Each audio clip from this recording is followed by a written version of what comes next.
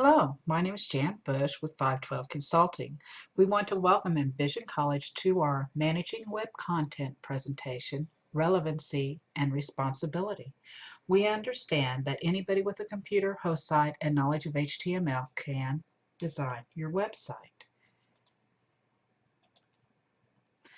We also know that a website is daunting. There's so much to do, so much information, and many audiences. So we know that you have questions and concerns about keeping it current, keeping it maintained, making sure that you look good to your audiences.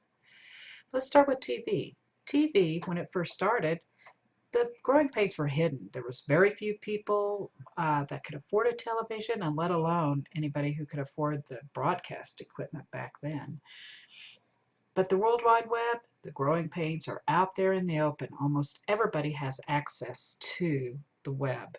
And so what we're here is to help you grow with the web, grow with your site, and grow with your audiences. That's what governance can do for you, because most of your audiences are on other websites with over 65 billion websites. Trust me, they're there. They spend very little time in comparison on your site. They will have expectations and needs that, quite frankly, they expect from you also. So with the website governance, it's a building block for your website. And what we do is we build it so it works for you, your organization, and your audiences. And by spending time up front, you're going to save hundreds of thousands of dollars in the life cycle of your website. Each page begins with a request. Your website is a collective of pages. And so each page begins with a request.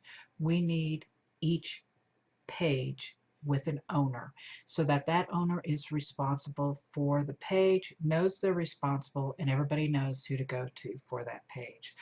You know, each page needs a purpose, a business purpose. What are you trying to get out of it? And also your audience expectations. And then that's commitment. There's technical. If you have a slideshow on there, it needs to work, and it needs to work every single time. And then again, success. You need to define it. How do you measure it? You know, and also, do you remove the page? Because less is more when it comes to a website. Your customers, your audience are already overwhelmed with so much information on the web. You've got to keep yours down to what they need and what they expect. But let's take, for example, to walk through this is a prospective student family orientation day.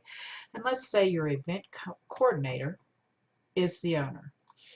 And so your event coordinator defines the purpose with others, of course. But let's say, you know, one of the things you want is you want a lot of people there. So that's going to be one measurement, is attendance. And then you have the opportunity, because you have people there, is to survey your audience. This is where you'd actually take the time to run a survey on your actual website in addition to the event. You might even pull some people out to do a little extra surveys on the site and give them a free dinner or something.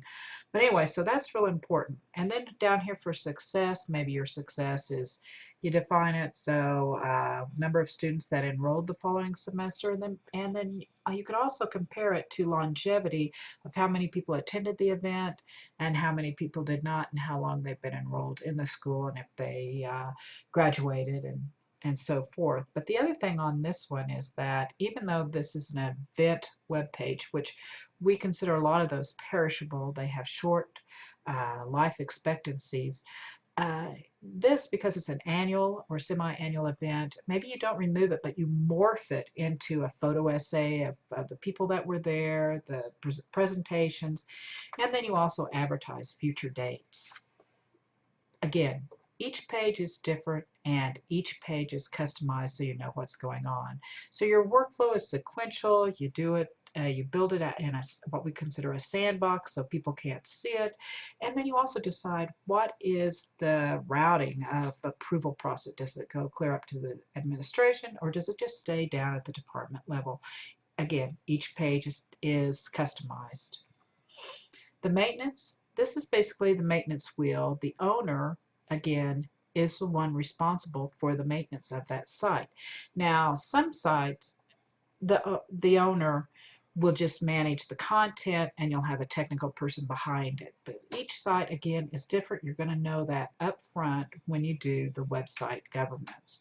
Now, some of the pages, like your history of the school, you only maybe need to review quarterly, and you check it to make sure the links run, the photo slideshows work, and then you run the usage audit from the website, and you know, and basically everything's copacetic, unless of course you see that people are not spending any time on the history of the school. So that's when you should redesign it and figure out how to get so people are more engaged with the site.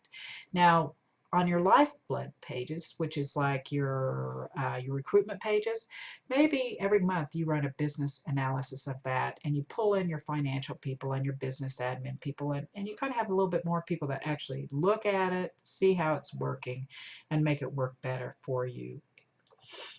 Here is the people tree. Again, it goes all the way up. If this was athletics, athletics is a little more viral, you may need more people to actually work the athletics site for you. The upside of all this is that the resource requirements reduce substantially, and that's what we're looking at here. You spend a little time up front, you get everything laid out so everybody knows what they're doing, and then when it comes to maintenance, you're just flowing through. So, like I said, I'm Jen Bush with 512 Consulting. This is the team that would be working on the project for you. This is a sample of the development guide that we use. Again, we customize it to you so it fits your team. We teach your people how to do their jobs, and we make this an exciting and wonderful experience for both your staff and your audience. So give us a call at 555-5120, and I will answer all your questions. Thank you.